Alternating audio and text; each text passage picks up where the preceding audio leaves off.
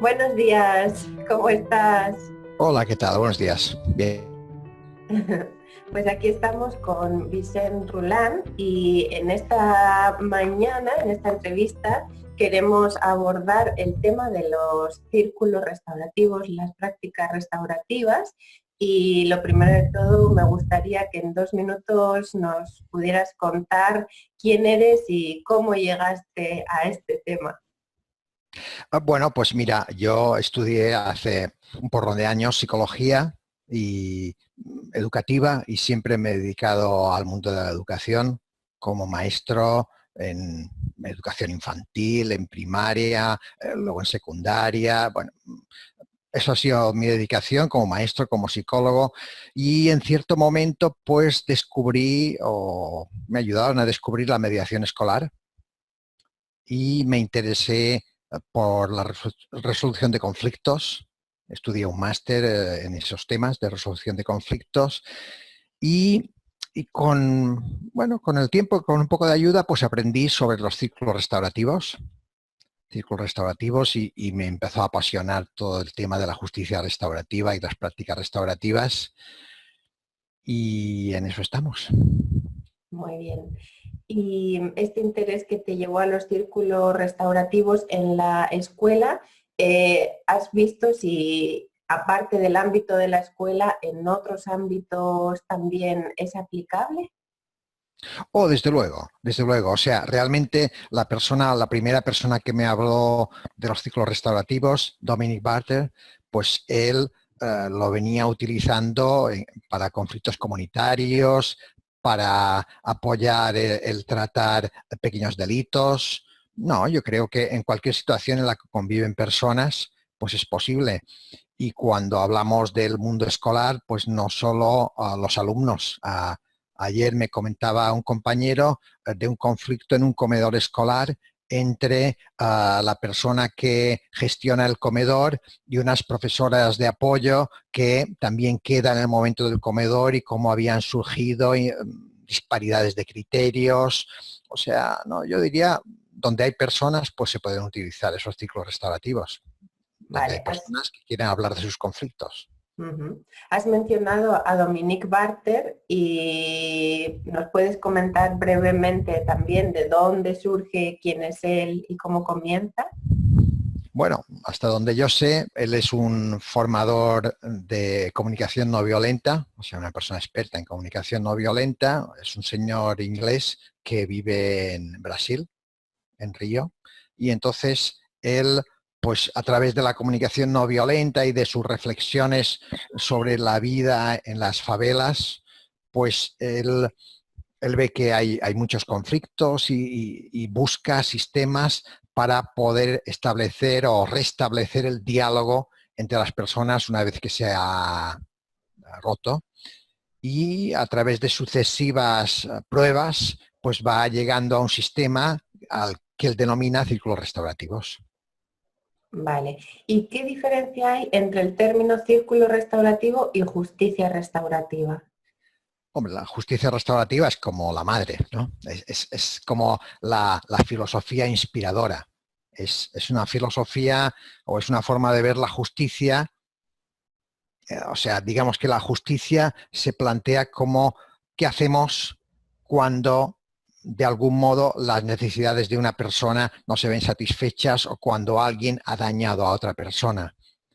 Y entonces hay una forma de resolverlo que es la justicia retributiva, que consiste en buscar el culpable y aplicarle una sanción dentro de un marco legal, que a veces permite que esa persona no reciba ninguna sanción, aunque sepamos que es culpable, por ejemplo. Mientras que la justicia restaurativa pues, se plantea fomentar el diálogo entre las partes y puede ser la persona que ha cometido el delito o que ha sido la iniciadora del conflicto y la otra, y pueden también participar otros miembros de la comunidad, como pueden ser amigos, familiares, otras personas que presenciaron el conflicto, etcétera. Y entonces la justicia restaurativa se plantea, pues a partir del diálogo, tratar de atender a las necesidades de todos para que las cosas vayan mejor a partir de ese momento, no puramente aplicar un castigo. Ujú. Entonces, las prácticas restaurativas, ¿cuál sería su función? Claro, ¿Y de qué luego, tipos hay también? sí, claro, prácticas restaurativas es como decir, bueno, ahora tenemos la justicia restaurativa, esto es muy bonito. Bueno, pues, ¿y en el día a día qué hacemos? Ujú, Entonces se pueden hacer varias cosas. Por una parte, podemos ver de tratar conflictos a través del diálogo, sea utilizando herramientas como la mediación, a veces sencillamente reuniendo a dos personas, o círculos, y hablamos de círculos cuando reunimos a más personas implicadas o que de algún modo se ven afectadas o pueden ayudar. Pero claro, las prácticas restaurativas, yo creo que una novedad importante que aportan sobre puramente utilizar la mediación es que se plantean también utilizar los círculos y otras técnicas para incrementar, bueno, primero crear y después incrementar y favorecer el sentimiento de comunidad, el sentimiento de pertenencia, en el sentido de que cuando se favorece ese sentimiento de pertenencia, cuando se favorece la cohesión del grupo, pues la convivencia mejora, los conflictos disminuyen y cuando tenemos que tratar conflictos, pues ya existen unos vínculos que permiten que sea más fácil resolver el conflicto. Es decir, las prácticas restaurativas no solo se enfocan a una vertiente, digamos, reactiva, es decir, actuar una vez ha sucedido el conflicto, sino también proactiva o preventiva, es decir, hacer cosas para que no haya conflictos o tratar los conflictos en un estado naciente, cuando son pequeñitos. vale, entonces esos serían los dos tipos que tenemos de prácticas restaurativas. Yo Eh, diría, yo diría que sí. Um, Podríamos ver hasta cierto punto tres, más que dos, pero sí, o sea, habría, si lo imaginamos como una pirámide, pues Ujú, entonces, una pirámide, pues entonces habría en la base prácticas restaurativas que tienen que ver con ese fomento del sentimiento de comunidad, ujú. con ese fomento de la participación, hacer cosas juntos, uh, hacer que cada uno sea responsable de sus actos y que cada uno contribuya al grupo. Habría una parte intermedia en la cual veríamos, pues, de qué forma escuchamos o de qué forma intervenimos cuando hay pequeños conflictos o pequeños roces a los que damos importancia, no una importancia desmesurada, pero sí los tratamos, no esperamos a llegar, digamos, a la puntita que serían los conflictos más graves. Entonces habría intervenciones preventivas, habría intervenciones para pequeños conflictos o situaciones de tirantez y para conflictos que ya tienen una cierta entidad y que requieren que nos sentemos a hablar. Ujú. Entonces, ¿qué dos tipos de círculos puede haber? Y en concreto los proactivos, ¿cómo son y qué función podrían tener? Bueno, un círculo proactivo pues puede tener diversas funciones, pero claramente es un círculo que hacemos sin que haya necesariamente un conflicto. Ujú, Puede ser un círculo para conocernos mejor, sencillamente.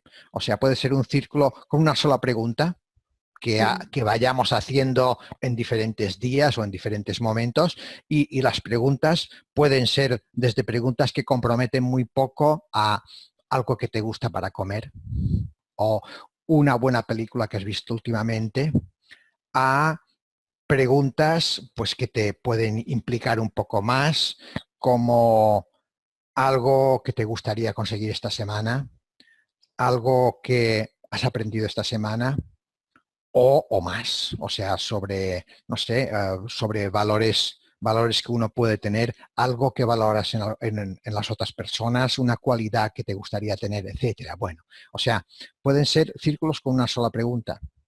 Se hace la pregunta y luego uno puede continuar con otras actividades.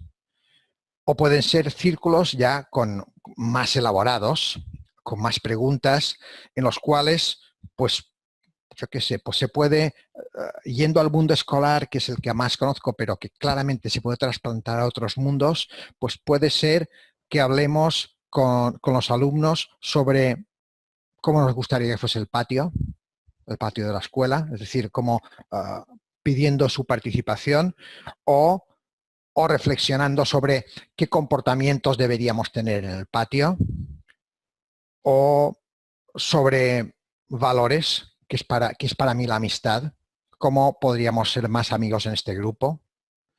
Es decir, los ciclos proactivos pues pueden tener, pues, como digo, pueden ser más cortos, más largos y pueden, y cuando son más largos, pues los podemos dedicar pues a multitud de situaciones, a evaluar cómo va el grupo, hacer propuestas de mejora para el grupo, etcétera. O para tratar temas académicos, si se trata de una escuela.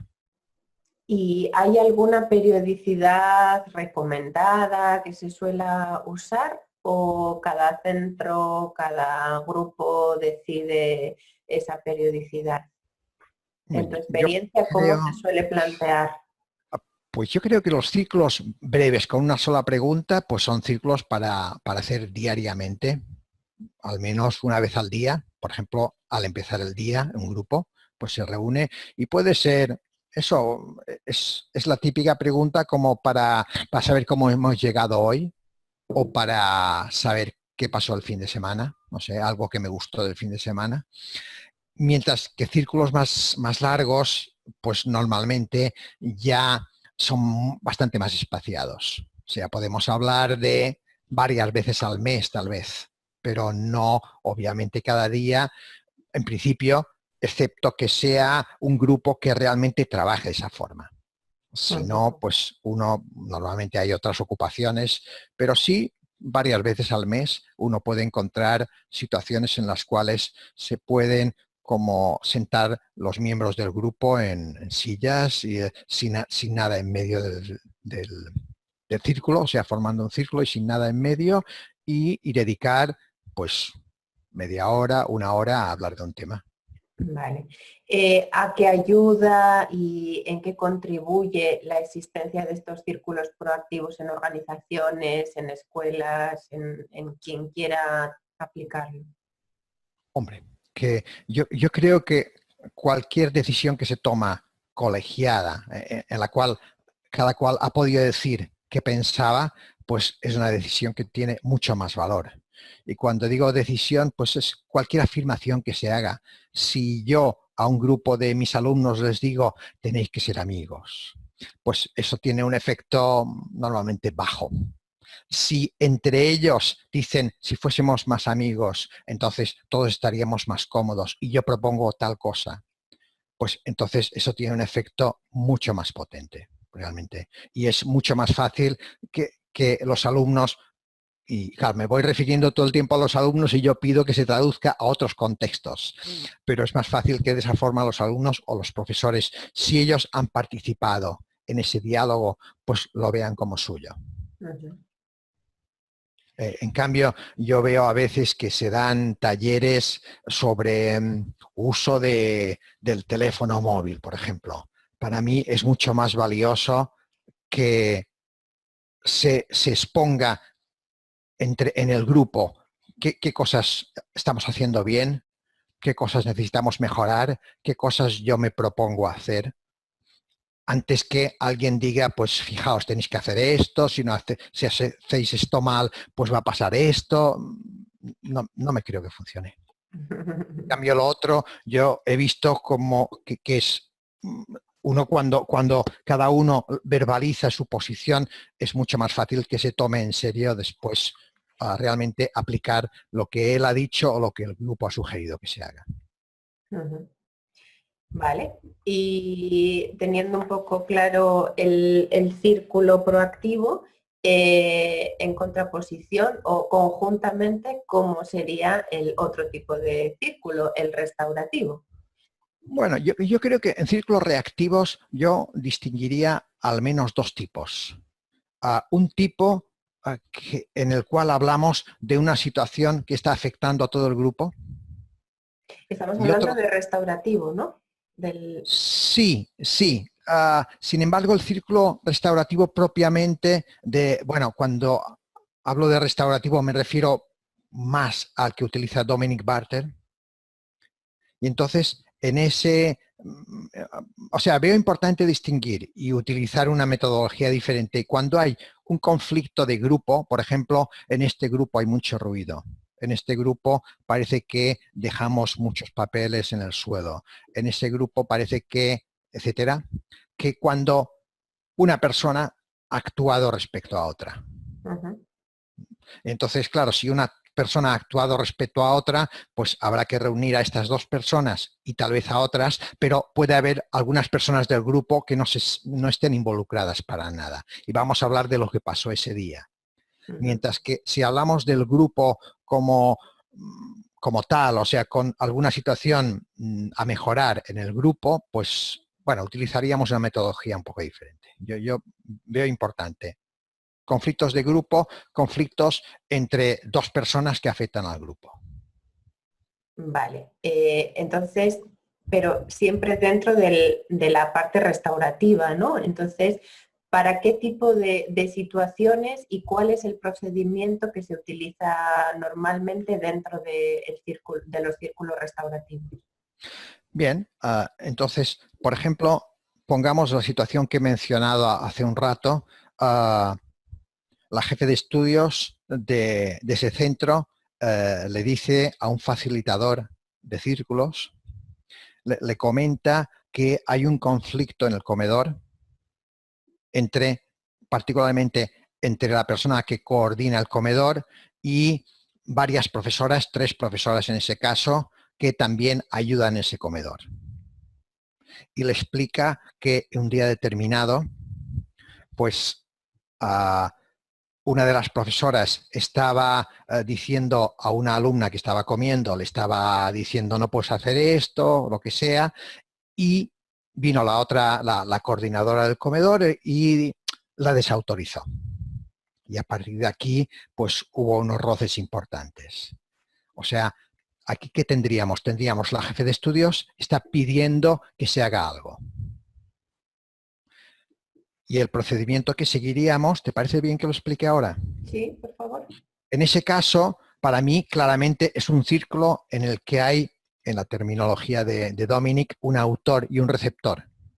El autor es la persona que con sus actos pues ha creado un malestar a otras y el receptor es la persona que ha recibido esos actos. Aquí podríamos pensar, bueno, y autor y receptor no implica que uno tenga más culpa que otro, que uno sea víctima, no, sencillamente una persona empezó y la otra continuó. Entonces hablaríamos primero con la iniciadora, en ese caso la jefe de estudios, y ella nos explica pues esa situación. Tenemos un precírculo con ella, o sea, una reunión previa individual con ella, nos explica esta situación, le escuchamos y empatizamos con cómo se siente con esa situación y cómo le parece que qué preocupaciones tiene sobre esta situación. Y entonces le preguntamos, pues, ¿quién tendría que asistir? Si hiciésemos un círculo, ¿quién tendría que asistir para que eso se pudiese tratar bien? Ella, supongamos que en este caso nos dice, pues mira, pues la monitora y esas 3 profesoras, supongamos que dice. Entonces, pues vamos a ver a la monitora. A la monitora, la persona que coordina el comedor. Y a esa persona decimos, mira, pues hacemos un precírculo con ella. Pues mira, nos han explicado que pasó esto el otro día. ¿Cómo te sientes tú con todo eso? Entonces ella nos cuenta cómo se siente y le decimos, pues mira, pues nos han hablado de la posibilidad de hacer un círculo. Si hacemos un círculo, pues seguiría tal procedimiento. Ahora no lo explico para no complicar más, pero le explicamos el procedimiento y entonces le decimos, pues, ¿quién tendría que asistir para que eso se pudiese tratar bien? Probablemente diría las mismas personas. Si añade alguna, pues por ejemplo, digamos que dicen otra monitora que también está muy enfadada por cómo se están actuando estas profesoras, algo así. Pues bueno, pues apuntamos el nombre de la monitora. Vamos a ver a esas 3 profesoras y tal vez las veríamos juntas o separadas dependiendo de la situación y nuevamente les diríamos, pues mira, nos han contado que pasó eso el otro día, ¿cómo os sentís con eso? Les explicaríamos cómo sería el círculo y les preguntaríamos quién tendría que asistir. Supongamos que no añaden a nadie más, solo nos queda un precírculo por hacer y es con esa segunda monitora que ha sido citada. Repetiríamos el proceso y si no cita a nadie más, ya tenemos a todas las personas participantes. Tenemos a la jefa. Bueno, a cada uno le preguntaríamos, ¿quieres asistir a ese círculo? Claro. Y supongamos que nos dicen que sí, si nos dicen que no, pues es que no. Tendríamos, por tanto, un círculo en el que tendríamos al jefe de estudios, las 2 monitoras de comedor y las 3 profesoras, más un facilitador o facilitadora. Entonces seríamos, son 6 personas más la facilitadora. A veces hay facilitadores que actúan por parejas. Eso ya, no, mi criterio es que con 6 personas probablemente un facilitador puede ser suficiente, pero eso ya es un poco personal de cada facilitador. Entonces, en determinado momento se convocaría un círculo y en ese círculo, pues, que duraría aproximadamente una hora y media, yo me estoy imaginando, pues, si quieres te explico un poco cómo sería el círculo, o a lo mejor hay algo que ha quedado poco claro hasta ahora. Para mí, un par de cosas. Primero, cuando hablas o dices hablamos con, o sea, ¿a quién te refieres? ¿Sabes? ¿Quién toma ese papel de decir, vamos a hablar con la persona X y vamos a explicarle si quiere formar parte del círculo y que diga qué personas cree que estaría bien que participaran en este círculo? Esa es una pregunta, ¿no? O sea, ¿quién toma esta iniciativa o la acción? Y la segunda pregunta, sí me interesa mucho saber, por lo menos de manera esquemática, el proceso del círculo, qué puntos lleva. Muy bien. Claro, idealmente uno quiere que en esa escuela pues haya un sistema de círculos restaurativos, que se haya llegado a un acuerdo de cuando tengamos un conflicto, ¿qué vamos a hacer? Y una de las cosas que estaría en ese sistema es a quién se lo vamos a comunicar. Y si todo va bien, se lo van a comunicar a alguna facilitadora que tenga formación básica para poder facilitar un círculo restaurativo. Por tanto, una vez que, en ese caso, la jefe de estudios, la iniciadora, que es la primera persona que se preocupó, pues contacta a la facilitadora, esa facilitadora ya sabe lo que tiene que hacer. Ya tiene que hacer primero los precírculos y cuando ha terminado los precírculos, convocar el círculo. Entonces el círculo, ¿qué pasa en el círculo? En el círculo tiene 3 fases y tiene un sistema de diálogo un poco especial. Empieza por una introducción, obviamente, pero una introducción en la cual, si es necesario, se repiten los nombres de los participantes y algo básico. No se recuerda exactamente el conflicto, eso ya lo hemos hablado en los precírculos. Entonces se habla en términos genéricos de, bueno, nos hemos reunido para comentar lo que pasó, no hace falta ahora profundizar mucho en eso. Y como os dije en los precírculos, pues vamos a tener 3 preguntas.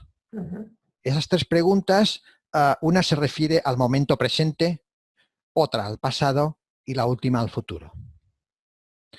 La pregunta sobre el momento presente es una pregunta un poco compleja. A Dominic le gusta hacer la pregunta un poco compleja, que básicamente lo que dice es ¿qué quiero decir y a quién sobre cómo me siento ahora en relación a lo que ha pasado y a sus consecuencias?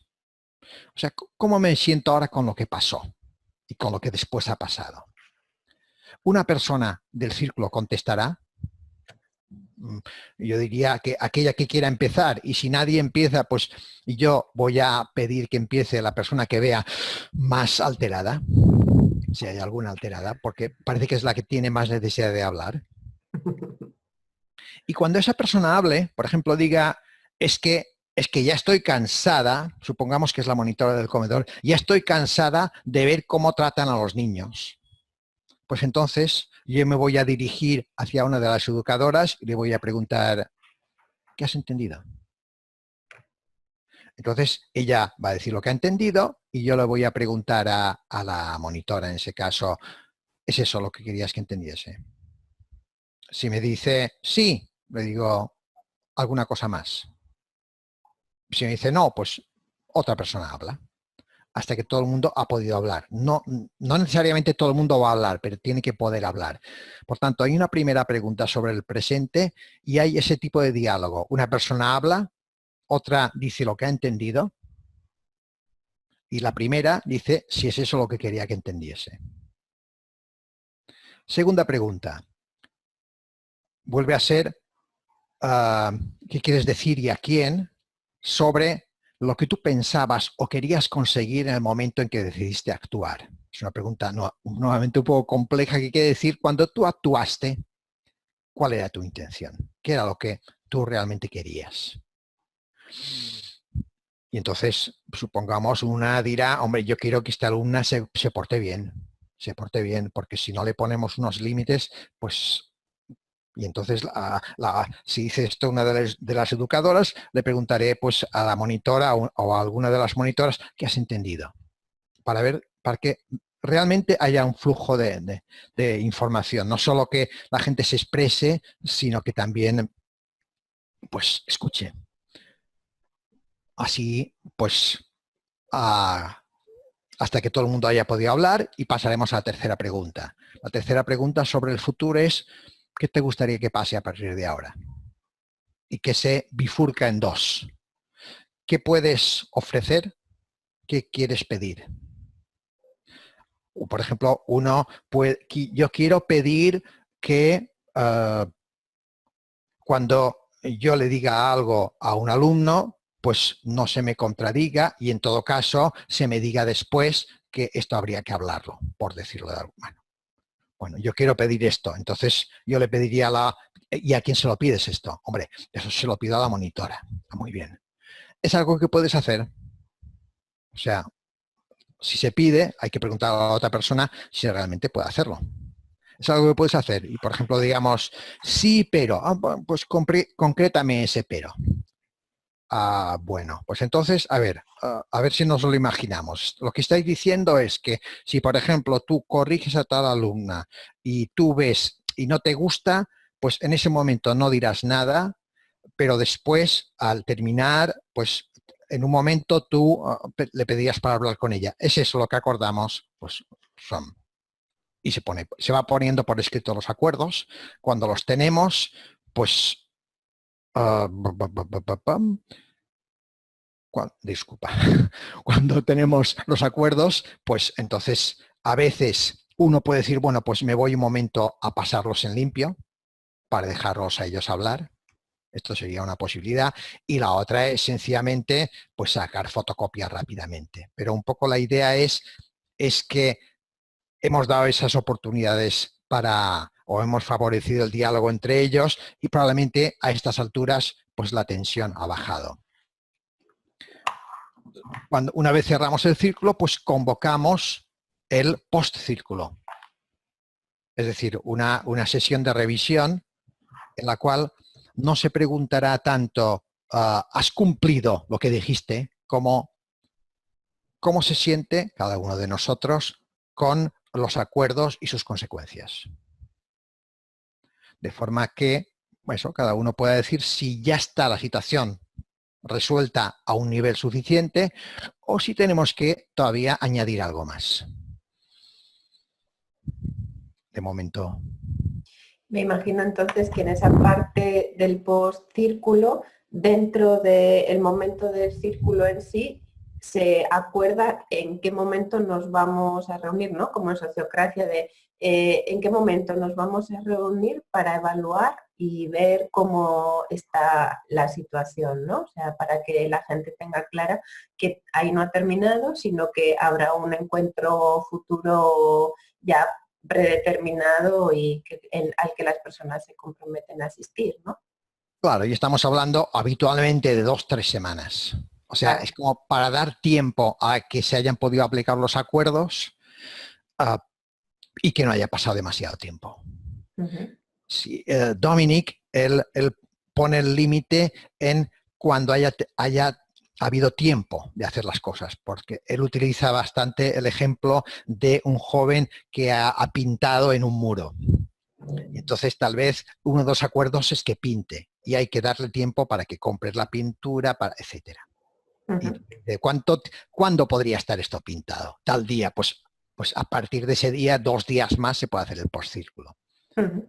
En una situación en la que hablamos más bien de comportamientos, yo pienso que 2 o 3 semanas es un periodo correcto. Vale. Y para que esto se instaure en una organización, en una escuela, ¿hay alguna pauta o alguna recomendación o cómo suele hacerse para que el centro, la organización, pueda instaurar este tipo de círculos restaurativos? Bueno, Restaurativos y los otros, claro. claro, claro. Bueno, tenemos, o sea, idealmente la situación, o sea, lo que haríamos es tener esa idea de los ciclos restaurativos y visitar una institución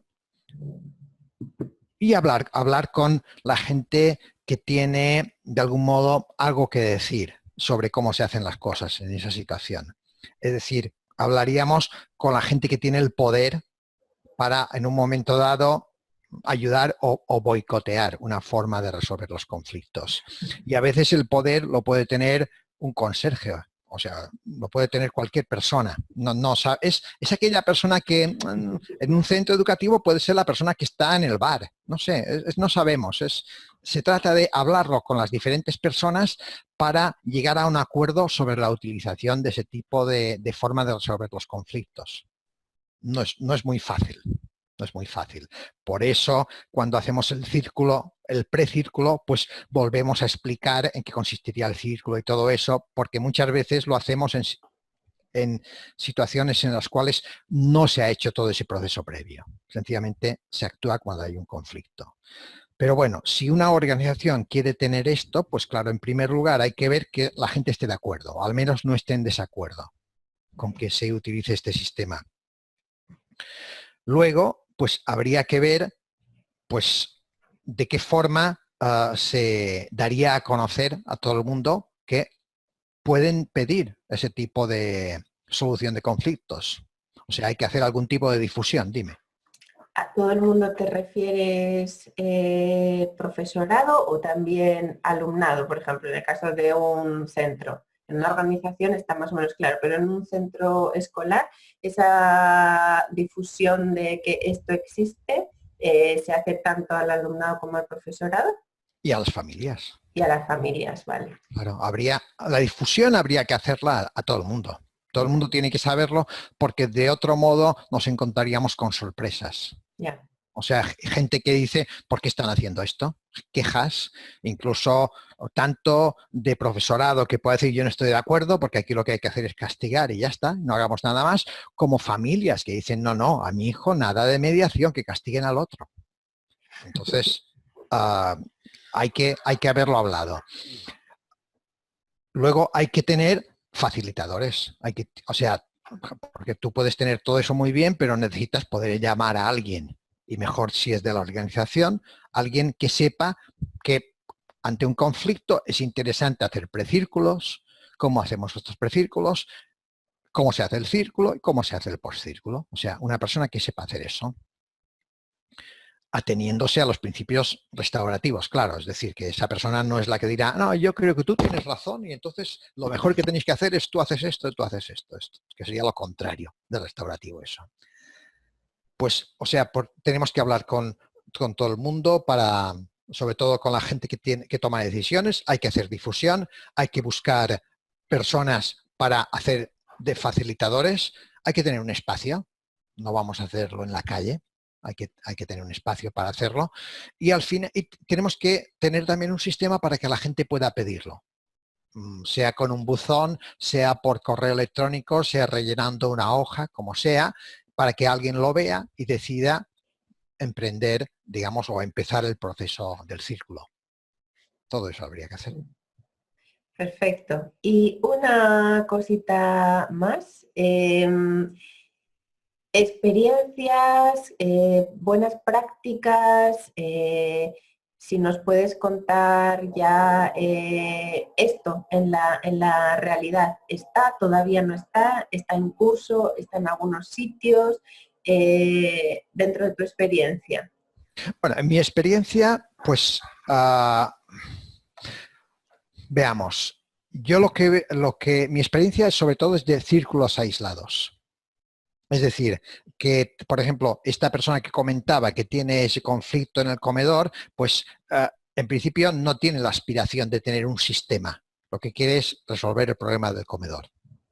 Y hasta ahora me he encontrado con ese tipo de situaciones, es decir, situaciones en las cuales la gente me cuenta a mí o a otras personas un conflicto, entonces les decimos, esto podría ser bueno para los círculos, podríamos hacer un círculo.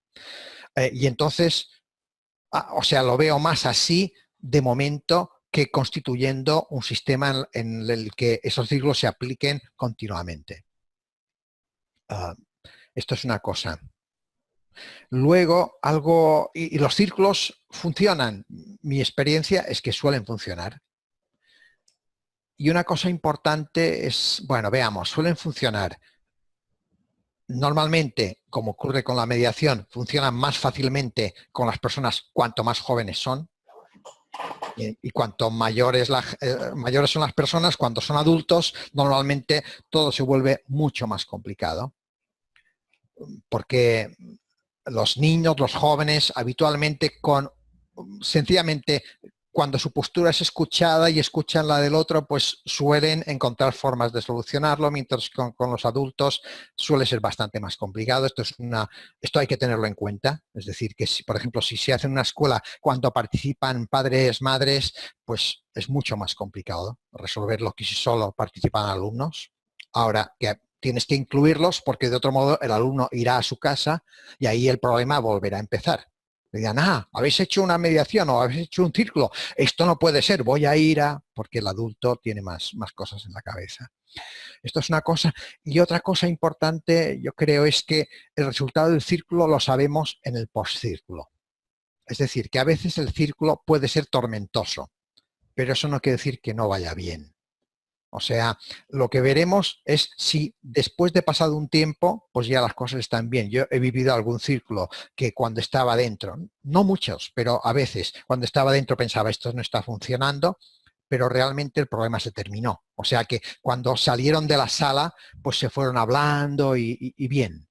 Y bien, es decir que, o incluso eso, que no es posible, o sea, no es interesante fijarse solo en lo que pasa en ese momento, sino sobre todo lo que pasa después. Porque uno se encuentra con sorpresas. Parecía que no había pasado nada, pero sí han pasado cosas.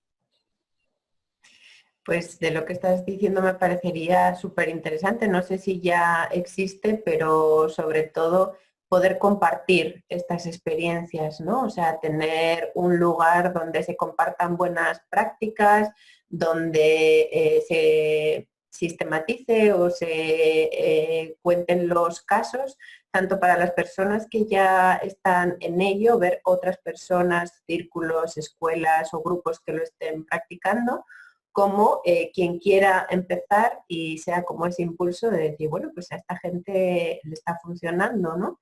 Entonces, no sé si existe o si sería bueno, o sea, tener esa posibilidad. Bueno, existe en sitios, pero no donde yo estoy. No donde yo estoy. Es decir, Dominic lo que él propone es que aquellas personas que son facilitadores pues se vayan reuniendo y hagan lo que él llama círculos semisimulados.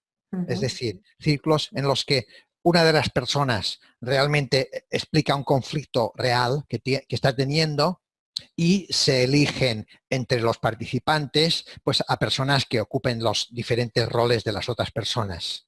Y es algo muy potente. O sea, yo cuando a mí me ha sorprendido a veces utilizando un conflicto mío, ver cómo los demás realmente lo vivían y eso me iluminaba mucho sobre cómo eso, las visiones de otras personas que me parecía increíble, que no conociendo a, digamos, a las personas que estaban representando, pero que realmente las representaban muy bien y me daba luz. Vamos, yo creo que es muy importante. Dentro de la filosofía restaurativa está siempre la idea de comunidad y en lo que es la facilitación de ese tipo de círculos, pues que haya comunidad es esencial. O sea, si no, cuando las personas van por su cuenta, pues se pierden las energías y sí, es muy importante que exista esa comunidad y yo no la conozco aquí. Podemos empezarla. Claro. Algo más. Una idea más lanzada y sí, sería bueno porque le veo mucha utilidad, pero también siempre siento que el refuerzo de esa comunidad es fundamental para poder avanzar, no cometer los mismos errores y aprovecharnos de otras experiencias. Pues muy bien, yo me siento completa con esta información hasta este punto. ¿Hay algo más que te gustaría añadir? ¿Cómo te sientes tú? Bien, no, yo te agradezco tu interés.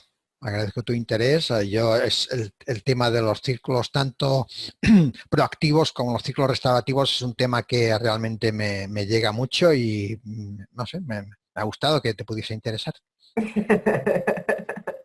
Pues muchas gracias por compartir también tu experiencia, tu conocimiento y seguimos dando vueltas a futuros proyectos. Muy bien, pues muchas gracias. Gracias, Vicente.